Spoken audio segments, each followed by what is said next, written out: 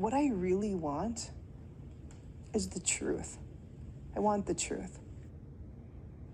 Good evening. Thanks for joining us. A Fox Valley woman alleges sexual and behavioral misconduct at a Menasha church. A third-party investigation finds those reports credible. The church recently published a report on its website. The investigation lasted months and determined the misconduct happened 40 years ago by two former Christ the Rock Community Church staff members. In a First Alert update, Brittany Schmidt tells us why an abuse survivor wants transparency and what the church is doing about it.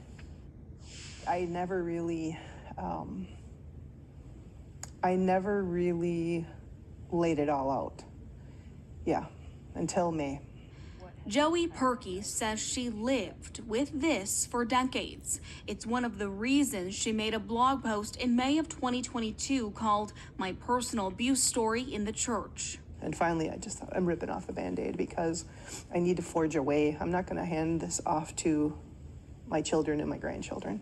In it, she writes about sexual and behavioral misconduct she says she endured as a teenager by two former Christ the Rock staff members, Dave Vandehei and Bill Lenz.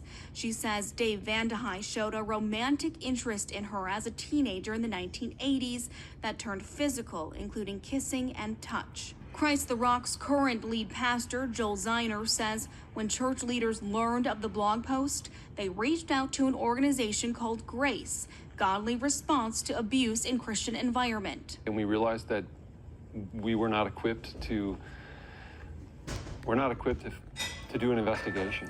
And we have strong, deep feelings for these people that are in the report. And so it was hard for us to be unbiased. So we knew that we needed some outside help. I was like, thank God. Oh, yes, okay, because I felt like this is exactly what the church needed.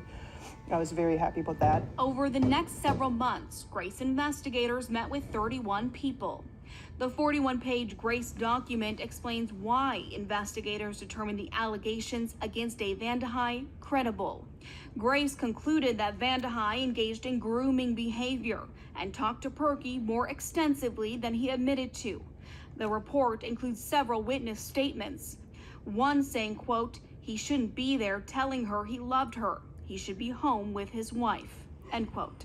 The Grace report also makes clear that some former Christ the Rock leaders in the past knew about the allegations against Vandehei for years.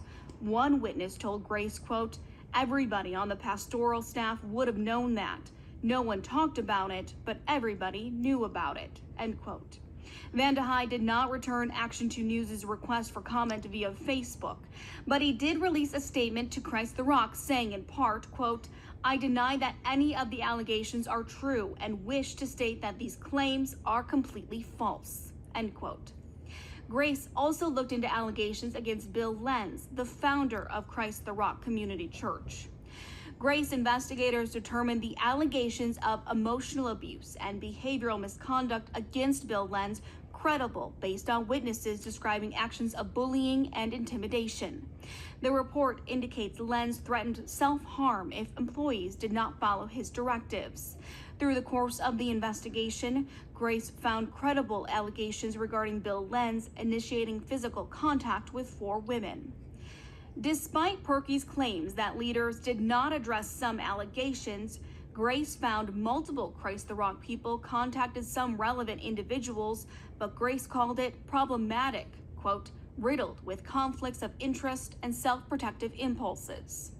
Lenz died by suicide in 2017. Action 2 News reached out to his family about the report. His family has chosen not to comment. When I read the report, I was pretty gutted.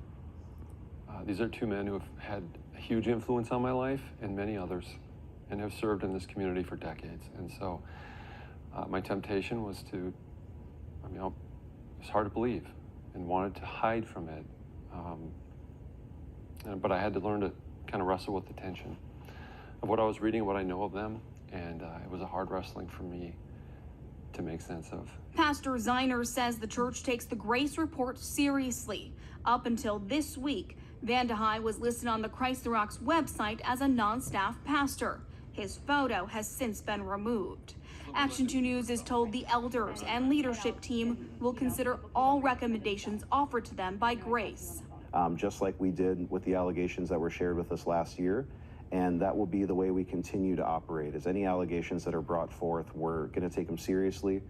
We want those things brought into the light, and the hope would be then that there would be people who would be able to discover healing in their own story.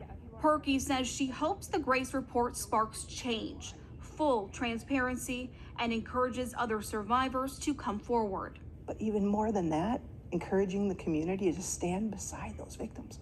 Because if the community will rally around, people will stand up. And others will be afraid to sin in that way, is what the Bible says in Timothy. That's what we need for real change. Action 2 News wanted to be careful with the 41-page Grace Report as it is very detailed. The church has posted the full Grace Report online. You can find a link to it on our website, wbay.com. Cami.